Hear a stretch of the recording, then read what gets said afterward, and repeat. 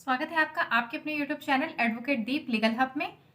आज के इस वीडियो में हम आपको कुछ ऐसे पॉइंट्स बताएंगे जो कि हमें ये लगता है कि आपके साथ इन बातों को शेयर करना बहुत ज़्यादा ज़रूरी है, क्योंकि अभी रिसेंट में हमारे पास दो ऐसे केसेस आए जो कि हमारे ऑनलाइन क्लाइंट ही थे, जिन्होंने अपनी बात को जब बताया तो हमें ये समझ में आया कि कई बार ऐसी सिचुएशन आपके साथ आती है कि आपको ये लगता है आप सामने से आप चीज़ों को देख रहे हैं, या आप एक महिला एक पुरुष दोनों के लिए है, क्योंकि हमारे पास जो केसेस आए हैं वो एक महिला भी है उसमें और एक पुरुष भी है। मतलब एक जो महिला है वो प्रताड़ित हुई है और जो एक पुरुष है वो प्रताड़ित हुआ है। तो आप महिला या पुरुष जो भी हैं, ये वीडियो आपके लिए बहुत ज़्यादा उपयोगी हो सकता है। आपके साथ अभी अगर सारी चीज़ें नॉर्मल हैं, कुछ चीज़ें नॉर्मल हैं, सारी चीज़ें तो नॉर्मल नहीं होंगी, क्योंकि ज़ाहिर-सी बात है अगर सारी चीज़ें नॉर्मल होती तो आप आज ये वीडियो ना देख रहे होते और ना ही देख रही होती। अगर आप इस वीडियो के थंबनेल पे को देख करके अगर इसे आपने क्लिक किया है, अगर आप इसे देख रहे हैं, तो ज़ाहिर-सी बात है कि कुछ ना कुछ आपकी मैरिड लाइफ में प्रॉब्लम चल रही है।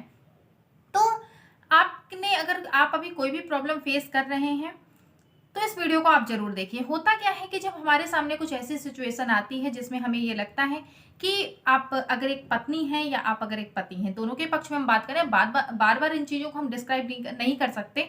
तो आप केवल ये ना सोचिएगा इस वीडियो को देखने के बाद कि केवल एक पर्सन के बिहाफ पर ये बात की जा रही है।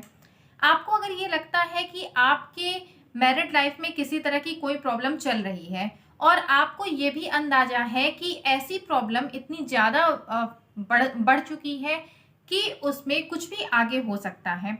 जैसे कि अगर हम एग्जाम्पल के तौर पर अगर हम आपको बताएं, तो एक महिला है, वो अपने ससुराल में प्रताड़ित हो रही है। उसे तरह-तरह के ताने दिए जा रहे हैं, कभी-कभी उसके साथ मारपीट भी की जा रही है और कभी कुछ ऐसी बातों का यूज़ किया जा रहा है, कुछ ऐसे शब्दों का यूज़ किया जा रहा है जो कि नहीं होना चाहिए था।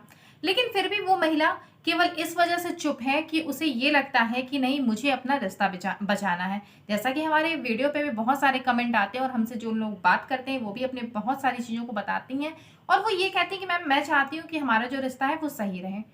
आप इसके लिए आप अपने कानून का सहारा ले सकती हैं, लेकिन लास्ट में अगर हम आपको ये बताएँ, अगर इससे संबंधित हम आपको फाइनल अगर हमें सलाह देनी होगी और आप अगर हमसे पर्सनली बात करें, तो हम आपको यही यही बोलेंगे कि सबसे पहले तो आप ये देखिए कि आपका पति आपके साथ उस रिश्ते को कंटिन्यू करना चाहता है या नहीं करना चाहता। नहीं करना चाहता तो साइड हो जाएँ। बिल्कुल भी उसमें अपना समय बर्बाद करने की आपको ज़रूरत नहीं है। तो ऐसी बहुत सी महिलाएँ होती हैं जो हमसे ये कहती हैं कि मैम, हमें अपने रिश्ते को बचाना है, हम घर को नहीं खराब करना चाहते, हम अपने रिश्ते को नहीं खराब करना चाहते, हमें अपने पति के साथ ही रहना है। एक तरफ आप ये सोच रही हैं और एक तरफ जो आपका पति है वो ये सोच रहा है कि किस तरीके से हम आपको अपने घर से निकाल सकें। और इसके लिए वो तरह-तरह के हथकंडे अपनाता है और लास्ट क्या होता है इसमें कि आप तो ये सोच के आपने कोर्ट का सहारा नहीं लिया कि आपको ये लगता है कि अगर आप कोर्ट में जाती हैं तो चीज़ें और ज़्यादा खराब हो सकती हैं। लेकिन आपके पति ने आपके बिना कोर्ट गए, बिना किसी चीज़ का सहारा लिए आपके पति ने आपके ऊपर कुछ केसेस कर दिए या डिवोर्स के लिए एप्लीकेशन आपके पास भेज दिए, डिवोर्स पिटीशन उसने दायर कर दी। अब आप परेशान हैं कि अब हम क्या करें? तो आपको अब क्या करना है, ये सोचने के पहले सबसे ज़्यादा ज़रूरी है कि जब आपके साथ करंट में अगर आपके साथ इस तरह की कोई सिचुएशन हो रही है, तो उस वक़्त पे, उस प्रेज़ेंट टाइम में आपको क्या करना चाहिए। इसी में अगर हम दूसरा एग्ज़ाम्पल लें कि एक मेल है, एक हस्बैंड है, उसकी पत्नी उसे बार-बार कुछ शब्दों का यूज़ करती है, उसके घर वालों के लिए अनाप-शनाप बकती है और कई बार ऐसा भी होता है कि पत्नियाँ भी अपने पति के ऊपर हाथ उठाती हैं या कुछ ऐसी चीज़ें करती हैं जो कि गलत हैं। लेकिन वो कर रही हैं, लेकिन आप वहाँ पर चुप हैं। आपको ये पता है कि आपकी पत्नी आगे आने वाले समय पर आपके लिए कुछ भी बड़ी सिचुएशन कुछ क्रिएट कर सकती है। देखिए, हस्बैंड वाइफ में छोटे-मोटे झगड़े होते रहते हैं, जो वाद-विवाद होता है वो भी होता रहता है। कुछ चीज़ें आप बोल दीजिए, कुछ पत्नी बोल दे, दोनों फिर रिश्ता क्या होगा कि सुबह में लड़ाई हो रही है, रात में सही हो जा रही है, रात में लड़ाई हो रही है, सुबह सही हो जा रही है। या 1-2 दिन चलिए अगर बातचीत नहीं भी हो रही है, तो आपको ये पता है कि ठीक है, वो सारी चीज़ें सही हो जाएँगी। लेकिन आपको ये पता है, इसमें किसी भी थर्ड पर्सन का इन्वॉल्वमेंट नहीं हो रहा है। और ऐसा नहीं है कि गुस्सा करके आपकी पत्नी अपने मायके चली जा रही है। अगर आपकी पत्नी गुस्सा हो करके अपने मायके चली जाए, तो सबसे पहले आपको ये इसमें स्टेप लेना ज़रूरी है कि आपको ऐसी कंडीशन में एक एप्लीकेशन अपने नियरेस्ट थाने में, पुलिस स्टेशन में दे देना है। उस एप्लीकेशन का भले ही फ्यूचर में आपके लिए कोई मतलब ना हो, चीज़ें सारी सही हो जाएँ, लेकिन हो सकता है 99% आप चांस ये मान के चलिए कि हो सकता है कि कुछ आगे आपकी पत्नी कोई लीगल एक्शन ले ले, जो कि उसे नहीं लेना चाहिए क्योंकि इस तरह की कोई चीज़ें नहीं हुई हैं। लेकिन फिर भी थर्ड पर्सन के इन्वॉल्व होने की वजह से या किसी के ज़्यादा समझा बुझा देने की वजह से हो सकता है कि आपकी पत्नी कोई लीगल एक्शन ले ले।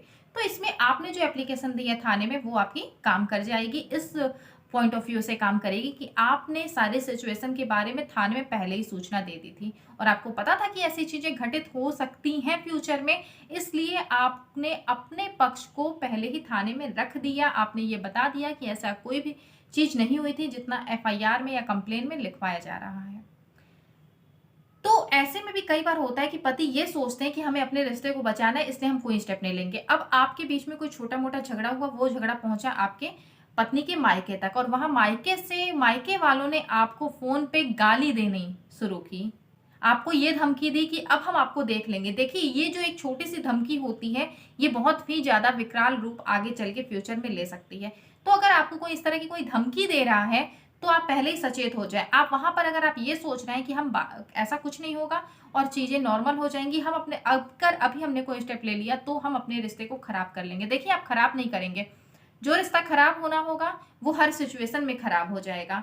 आपको अगर किसी के द्वारा धमकी दी जा रही है, गाली गलौज दी जा रही है, तो वहां पर आपको ये समझना चाहिए कि आपको अपने साइड से एक एप्लीकेशन, आप कुछ मत करिए। अगर आप थाने पर जा भी नहीं सकते, आप बाय पोस्ट सेंड कर दीजिए और आप उसकी एक जो रिसीविंग है उसकी, वो आप अपने पास रख लीजिए कि जब आप सेंड कर रहे हैं तो उसका एक रिसिप्ट आपको मिलता है, वो आप अपने पास रख लीजिए।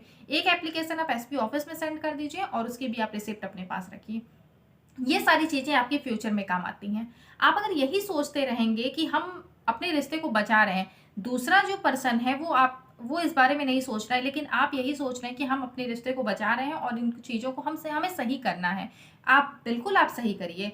हमारे यहाँ जब भी कोई भी फैमिली मैटर होता है तो उसमें एक प्रोसेस होता है मीडिएशन का।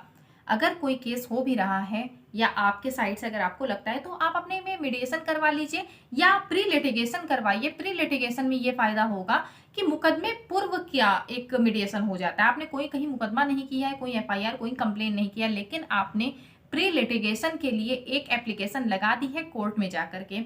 अब आपने जो एप्लीकेशन लगा दी है उसके थ्रू दूसरी पार्टी के पास नोटिस जाता है, वो पार्टी आती है, सेम डे पर आप दोनों को जाना होता है और दोनों बैठते हैं, दोनों के बीच में मीडिएशन हो जाता है। तो जो रिश्ता अगर बचना होगा तो वो उसी पॉइंट पर बच जाएगा। कुछ छोटी मोटी चीजें होती हैं जो कि हो सकता है कि आप नहीं सॉल्व कर पा रहे होंगे, लेकिन जब थर्ड जो एक मीडिएटर है, जब वो बैठता है, अगर मीडिएटर अच्छा है तो आपके मामले में वो मीडिएशन करवा करके मामले को खत्म करवा देता है और जो भी आप दोनों के बीच में जो कुछ प्रॉब्लम, जो इश्यूज आ रहे हैं, वो सारे रिजॉल्व हो जाते हैं, सॉल्व हो जाते हैं। तो आपका रिश्ता तो वहां पे बच जाता है। लेकिन अगर दूसरी पार्टी ने ये सोच ही लिया है कि हमें कोर्ट कचहरी का चक्कर लगवाना है, तो आप ये सोच के मत बैठिए कि हमें अपने रिश्ते को सही करना है। अगर दूसरी पार्टी कोर्ट चली जाती है तो आप भी वहां से ये सोच लीजिए कि आपको अब इस केस को फाइट करना है। और फाइट कैसे करना है? पूरी ईमानदारी के साथ करना है और बिना ये सोचे कितना समय लगेगा, आप इस चीज पर ध्यान मत दीजिए, क्योंकि अगर कोर्ट में एक बार मामला पहुंचा तो कितना समय लगेगा ये सोचना बेकार है। और यहाँ पर आपको डरने की भी जरूरत नहीं है। हम आपको बार बार ये बताते हैं अपने वीडियो में कि अगर आपके ऊपर कोई भी केस होता है, अगर आप सही हैं तो आपको डरने की जरूरत नहीं है, क्योंकि अगर आप सही हैं तो दूसरी पार्टी के पास कोई प्रूफ नहीं होगा। लेकिन अगर आप गलत हैं तो सबूतों का अंबार लग जाएगा और उन सबूतों के बेस पर आपको सजा मिल जाएगी। लेकिन जहां पर दूसरी पार्टी जो वादी हैं, जिन्होंने केस करवाया है, अगर उनके पास कोई सबूत नहीं है, केवल उल्टी सीधी बातें लिखवाई गई हैं, कुछ बातें ऐसी लिखवाई गई हैं जो कि संभावना पर आधारित हैं, या कुछ बातें ऐसी लिखवाई गई हैं जो कि घटित ही नहीं हुई हैं, लेकिन उन्हें जब ड्राफ्ट किया गया है केस, तो उस ड्राफ्टिंग में उन्हें मेंशन कर दिया गया है। तो उन्होंने लिखवा तो दिया, हमने लिख दिया, हमने अपनी बातों को उसमें लिख दिया, जो जो हमारे दिमाग में आए हमने सब लिख दिया, सब हमने ड्राफ्टिंग कर दी। लेकिन अब हम उसे कैसे वहां पर सबूतों के माध्यम से हम पेश कैसे करेंगे, हम उनमें कैसे सबूत देंगे? अगर हमारे पास कोई सबूत नहीं होगा तो हम तो उन्हें साबित ही नहीं कर पाएंगे ना। लिखने को तो हम कुछ भी लिख सकते हैं, हम तो कुछ भी, अगर हम ड्राफ्ट कर रहे हैं केस तो हम उस केस में कोई भी पॉइंट ऐसा लिख सकते हैं जो हम चाहते हैं, क्योंकि लिखना, हाथ में कलम हमारे है तो लिखना, हमारे दिमाग में जो चीजें, हम सारी चीजें मेंशन कर देंगे। लेकिन जब कोर्ट के सामने हमें उन चीजों को साबित करना होगा तो हम कहाँ से साबित करेंगे?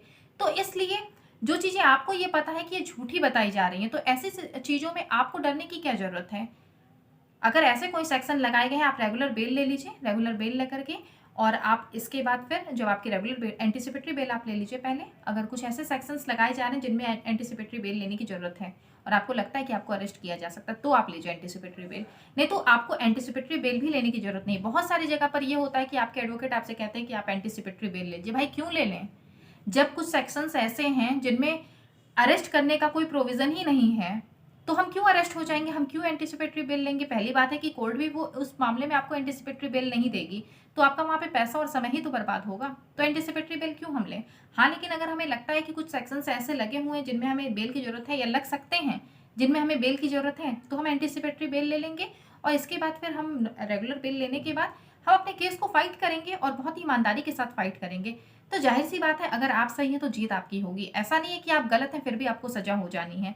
आपके एडवोकेट अच्छे होंगे तो आपकी जीत होगी आपके सही होने पर। हाँ, अगर आपके एडवोकेट नहीं सही होंगे तो फिर उसके लिए हम कुछ नहीं कह सकते, अगर वो आपके केस पर ध्यान नहीं दे रहे हैं तो इसलिए कुछ चीज़ों का आपको समझना बहुत ज़रूरी है। आप केवल यही ना सोचते रहें कि भाई दूसरा तो कोर्ट कचहरी के चक्कर में पड़ गया, लेकिन अभी भी हमें अपने रिश्ते को सही करना है। भाई ऐसी गलती बिल्कुल भी मत करिए। कई लोग ऐसे हैं जो हमारे पास जब कॉल करते हैं और हम उनसे कहते हैं कि नहीं आप ये केसेस डाल दीजिए, तो कहते हैं कि नहीं मैम, अभी तो हमें अपने रिश्ते को सही करना है। और बाद में फिर वही जब 3 से 4 महीने बाद हमें कॉल करते हैं दोबारा से, फिर जब एडवाइस के लिए हमें कॉल करते हैं, तो वो ये बताते हैं कि मैम उन्होंने तो ये सेक्शन लगा दिया है। तो हमने आपको पहले ही ये बता दिया कि देखिए, अगर दूसरी पार्टी का आपको लगता है कि वो कोर्ट कचहरी के चक्कर में पड़ने वाली है, तो आप वहाँ पर ये मत सोचिए कि आपको अपने रिश्ते को सही करना है। जो सही करना है, गलत करना है, वो हम आगे देख लेंगे। आगे हमारे पास बहुत सारे इसके प्रोविज़न हैं जिसमें हम इसमें जा सकते हैं, हम उसको काउंसलिंग करवा सकते हैं, मेडिएशन करवा सकते हैं। हमारे पास पूरे चांस है इसमें, और जो सही होना होगा वो सही हो जाएगा। तो इन सारी बातों का आप ज़रूर ध्यान दीजिएगा और इस वीडियो को आप शेयर करिएगा, क्योंकि आजकल फैमिली मैटर बहुत ज़्यादा हो रहे हैं, हर घर में ऐसी एक केस होते हैं। तो आप इस वीडियो को ज़रूर शेयर करिए, जिससे हर व्यक्ति अपने फ्यूचर को पहले से ही सिक्योर कर सके। वो ये समझ सके कि कब आपको कोर्ट कचहरी के चक्कर में पड़ना है और कब आपको कोर्ट कचहरी के चक्कर में नहीं पड़ना है। आप बिना जानकारी के, जब आपको जानकारी नहीं होती, तब आपके सामने सबसे पहले ये प्रॉब्लम आती है। तो इसलिए ज़्यादा से ज़्यादा लोगों को शेयर करिए, कमेंट करके ज़रूर बताइए और लाइक करिए। चैनल पर नए हैं तो सब्सक्राइब जरूर करिएगा। बेल आइकन को जरूर प्रेस कर दीजिए, जिससे आने वाली वीडियोस की नोटिफिकेशन आप तक पहुंच सके। वीडियो को लास्ट तक देखने के लिए बहुत बहुत धन्यवाद।